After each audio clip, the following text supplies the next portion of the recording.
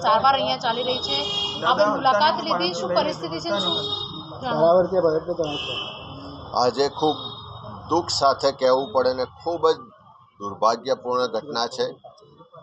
10 વર્ષની માસૂમ દીકરી પર જે રીતે બર્બરતા સાથે બળાત્કાર કરવામાં આવ્યો છે, જે રીતે એની હત્યા થઈ જાય એવી માનસિકતા સાથે ઈજા પહોંચાડવામાં આવી છે।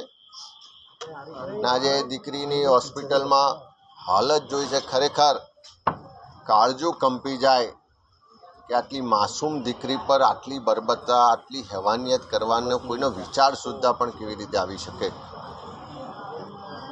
આજે ડૉક્ટર સાથે પણ વાત થઈ છે, ડૉક્ટર પ્રયત્ન કરે છે, હજુ પણ દીકરી વેન્ટિલેટર પર છે અને આપણે બધા જ પ્રાર્થના કરીએ કે સાજી સમી હસતી ખેલતી ફરી પાછી એની પરિવાર સાથે પહોંચે। પણ આવી ઘટનાઓ વારંવાર કેમ બને છે? ગુજરાતમાં છેલ્લા 1 જ વર્ષના આપણે દાખલા જોઈએ તો દાહોદમાં પણ આવી જ એક માસૂમ દીકરી પર પાશવી બળાત્કાર થાય છે, એની હત્યા થાય છે। સુરેન્દ્રનગરમાં પણ આવું માસૂમ દીકરી પર બળાત્કાર થાય, વડોદરામાં પણ નવરાત્રિમાં જતી એક દીકરી પર બળાત્કાર થાય, સુરતમાં પણ બનાવ બને અને અનેક આવી ફરિયાદો અને બળાત્કારની ઘટનાઓ વારંવાર આપણા બધાના ધ્યાનમાં આવે છે। આખા સમાજને ઝંઝોળી નાખે, હચમચાવી નાખે એવી ઘટનાઓ જ્યારે બને ત્યારે લોકોનો પોલીસ પ્રશાસનને સરકાર પરથી વિશ્વાસ પણ ડગી જાય છે।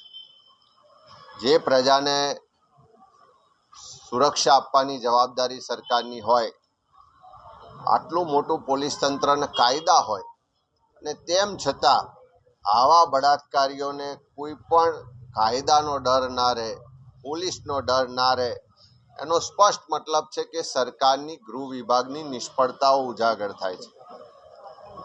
આ ઘટનાઓ કદાચ વ્યક્તિગત રીતે ગણી શકો, પણ એને જે સમાજમાં એક પછી એક આવી ઘટનાઓ બનતી જાય અને બળાત્કારીઓને કોઈ પણ જાતનો ડર ના રહે, એ જાતનું વાતાવરણ જે ગુજરાતમાં નિર્માણ થયું છે એ સ્પષ્ટ સરકારની નિષ્ફળતાઓ છે।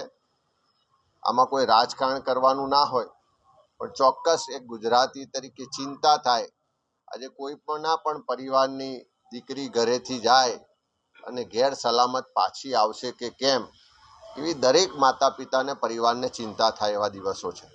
ત્યારે ગુજરાતમાં કાયદો વ્યવસ્થાની પરિસ્થિતિ પડી ભાગી છે।